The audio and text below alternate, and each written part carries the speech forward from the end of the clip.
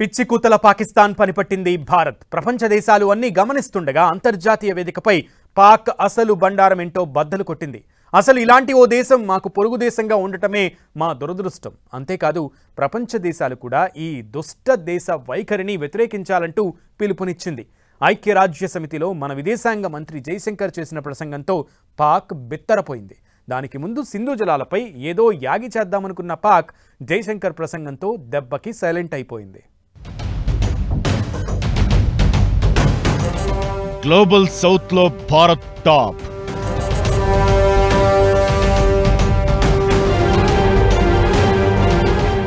అలాంటి మాతో మీకు పోలిక.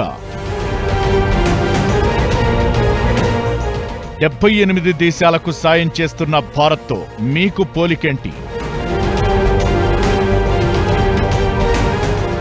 ఐక్యరాజ్య సమితిలో పాకిస్తాన్ని తొక్కురేగొట్టిన భారత్. ఐక్యరాజ్య సమితిలో భారత్ పాకిస్తాన్ తొక్కురేగొట్టేసింది. దేశం పేరు ప్రస్తావించకుండానే భారత్తో అసలు ఈ దేశానికి పోలికే లేదన్న విషయాన్ని మన విదేశాంగ మంత్రి కుండబద్దలు కొట్టారు. పనికిమాలిన దేశం పాపిష్టి పనులను ప్రస్తావించారు.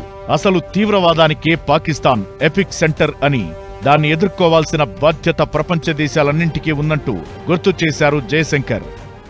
India has confronted this challenge since independence, having a neighbor that is an epicenter of global terrorism.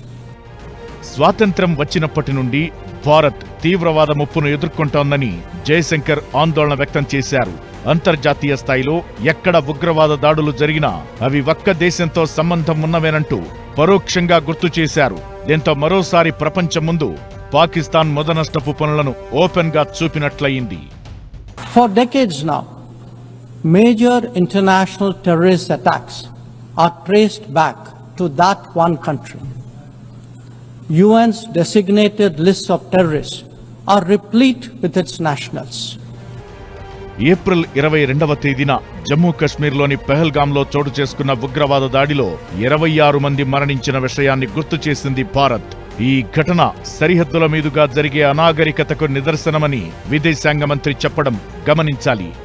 Of cross-border barbarism was the murder of innocent tourists in Pahalgam in April this year.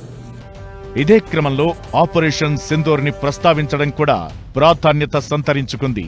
ఇందులో ఎవరి ప్రమేయం లేకుండానే యుద్ధం చేయడం, కాల్పుల విరమణ జరిగిందనే అంశాన్ని భారత్ ప్రపంచ వేదికపై ఎత్తి చూపినట్లయింది.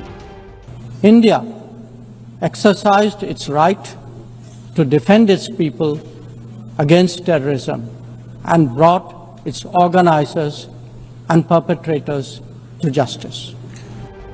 ఇదే సమయంలో 78 దేశాల్లో 600కి పైగా అభివృద్ధి ప్రాజెక్టులను భారత్ నిర్వహిస్తోందని తెలియజెప్పడం ద్వారా భారత్ ప్రాధాన్యత, ప్రాధాన్యాలు అంటే ప్రయారిటీ ఏంటనేది కూడా జయశంకర్ ఇతరత్రా దేశాలకు తెలియజేశారు. గ్లోబల్ సౌత్ లో ఇండియా పాత్ర ఏంటనేది ఇది రుజువు చేస్తోంది.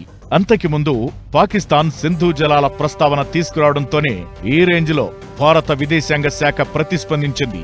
లేకపోతే చేయాల్సిందల్లా చేసేసి తరువాత దొంగ ఏడుపులు ఏడ్చే పాకిస్తాన్ పుచ్చ పగలగొట్టాలి తప్పితే అది కోరుకున్నట్లు ప్రవర్తించడం ఇకపై కుదరదనే సంకేతాన్ని భారత్ ఇచ్చింది.